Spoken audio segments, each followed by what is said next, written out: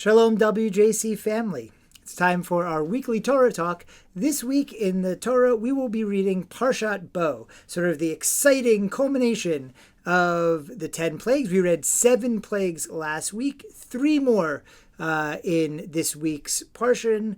Of course, locusts and darkness, and then of course, Makat Bechorot, the striking down, the death of the firstborn. I want to explore this passage today, though not so much from the perspective of the Egyptians who were being struck by these plagues because of their horrible treatment of the enslaved Israelite people, but the Israelites and how confusing this time must have been for them. Remember, a year ago, we're told the plagues last about a year. A year ago, they were enslaved. They had no hope. They cried out to God, but they had no idea that God was hearing them. Moses shows up on the scene, says, God has heard your cries, and starts all of these miraculous plagues, but they're still stuck. But are they, when there's darkness, when there's locusts, when there's hail, and all of these plagues affecting the Egyptians and not affecting the Israelites, the question is, what are the Israelites doing during this year? Now look, being enslaved is the worst thing that can be. And remember, this slavery is not, as we sometimes define slavery very lightly, forced work without pay. I mean, this is genocide. This is real genocide. The Egyptians are taking Jewish babies and throwing them into the river in the hopes of destroying the Jewish people forever. Unfortunately, the first of several genocides that the Jews undergo over the course of our history. So, but even under those circumstances, the society had structure. Everyone knew what every day was going to be like. Now they're entering what's a liminal moment. This year of plagues, this hoped for freedom, the change in their dynamics with their persecutors and oppressors, all of that is a liminal moment. The thing about liminal moments, even if you have perfect faith that something good is coming on the other side of it, is that they are scary and confusing. So as we see even Moses, who's getting these careful instructions from God, that say, first you're going to say this, and Pharaoh's going to say that, then I'm going to harden Pharaoh's heart, then you're going to say this, then you're going to say that, and eventually you're going to come out of slavery into freedom.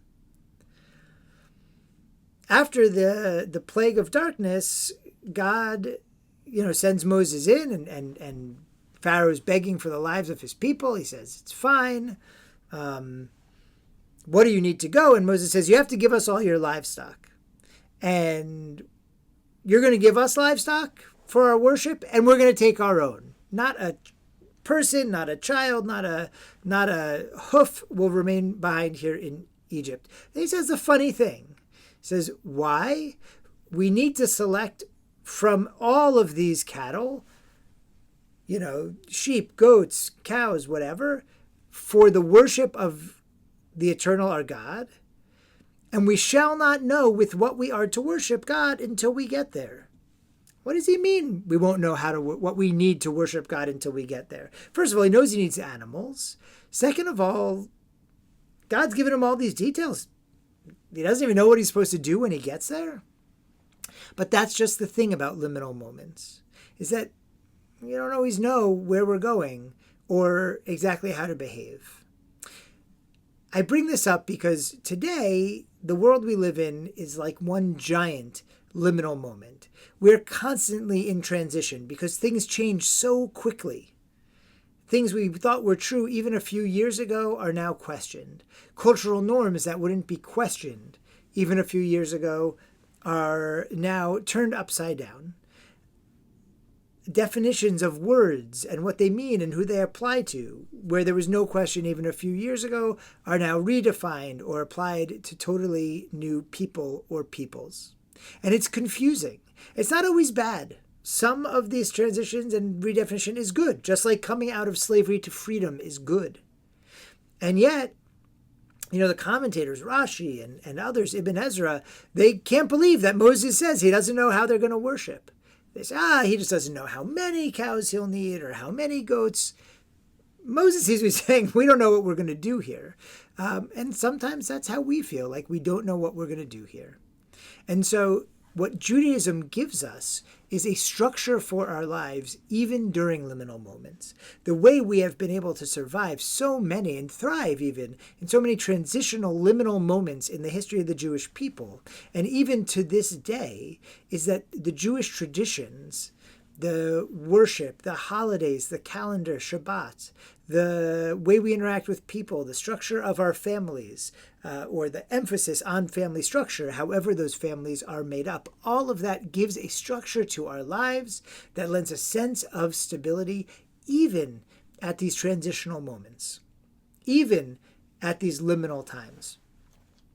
And so, as we feel the world in chaos, and so many of you have said to me how chaotic you feel the world is at this moment, how hard it is to know or understand what we should be doing or how we should be doing it, then I recommend maybe a little bit more Jewish ritual, maybe a little bit more coming to shul, not self-serving, just a recommendation, a little more making Shabbat at home, having Shabbat dinner, lighting Shabbat candles. Do all these rituals that not only lend structure to our life, but lend sacred structure to our life. And when we have that, all of the chaos out there, all of the transitions, all of the unknown about the future, they're a little less unnerving. They put us a little less off balance because of the balance we've created through the structure of our Jewish lives. I hope you feel that structure, and I hope that structure gives you the support that we're all looking for at these tricky transitional times in which we live. I wish you a Shabbat Shalom.